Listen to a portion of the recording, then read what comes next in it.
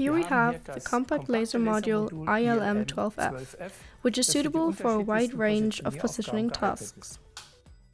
The stainless steel housing makes it particularly robust. Electrical connection is a 4-pin M12 connector, which is very common in the industrial sector, especially in mechanical engineering, and is also known as a sensor connector. We will revert to the power supply at a later point.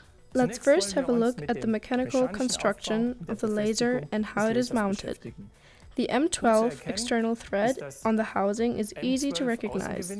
The two nuts on the module are also part of delivery.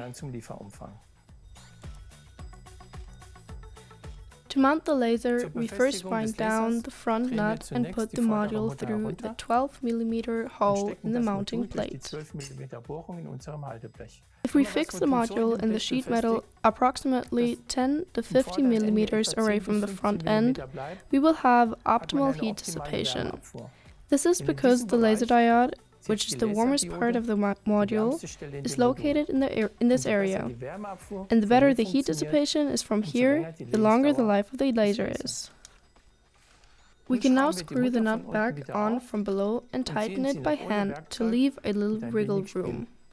The next step will show the options we have for supplying this module with power.